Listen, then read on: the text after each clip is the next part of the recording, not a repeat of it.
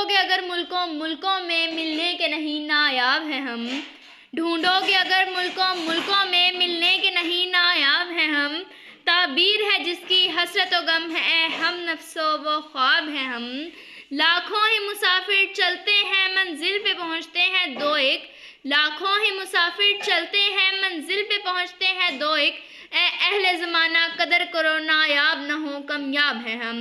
جناب صدر، محترم اساتذہ کرام اور میرے عزیز ساتھیوں، السلام علیکم۔ جناب صدر، آج مجھے جس موضوع پر لب کشائی کرنے کا موقع ملا ہے وہ ہے علامہ اقبال۔ جناب صدر، علامہ اقبال کون ہیں؟ علامہ محمد اقبال ہمارے قومی شاعر ہیں جن کو صرف مسلمان ہی نہیں بلکہ دنیا کے تقریباً تمام مذاہب کے لوگ شاعر مشرق، حکیم الامت اور مفکر پاکستان جیسے ناموں سے یاد رکھتے ہیں۔ علامہ اقبال 9 نومبر 1877 عیسوی کو پاکستان کے تاریخی شہر سیالکوٹ میں پیدا ہوئے۔ آپ کے والد کا نام شیخ نور محمد جبکہ والدہ کا نام امام بی بی تھا۔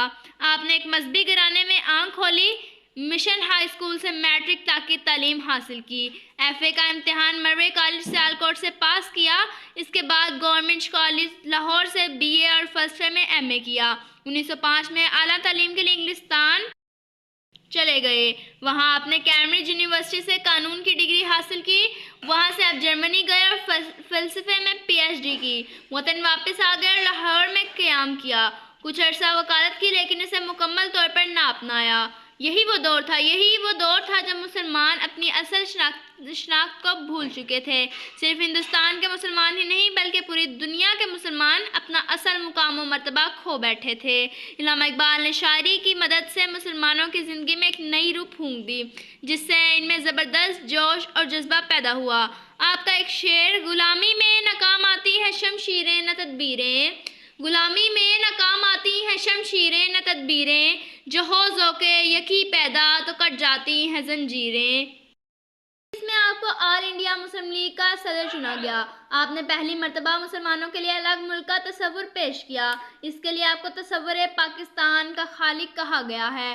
آپ نے مسلمانوں کو غفلت سے بیدار کر کے ان کے اندر آزادی کی تڑپ اور غلامی کی زنجیریں توڑنے کا جذبہ پیدا کیا۔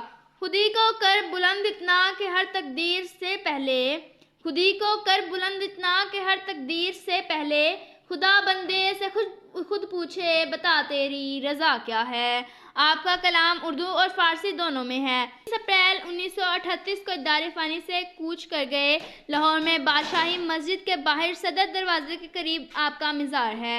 عقابی روح جب بیدار ہوتی ہے جوانوں میں، عقابی روح جب بیدار ہوتی ہے جوانوں میں، نظر آتی ہے ان کو اپنی منزل آسمانوں میں۔ اقبال کو اللہ تعالیٰ اور حضرت محمد صلی اللہ علیہ وآلہ وسلم سے بے پناہ محبت تھی۔ اس بات کا اندازہ آپ کی نظم کا ایک شعر سے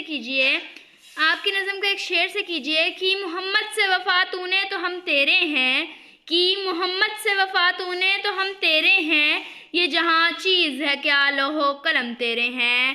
اب آخر میں شعر کے ساتھ اپنی تقریر کا اختتام کرنا چاہتی ہوں۔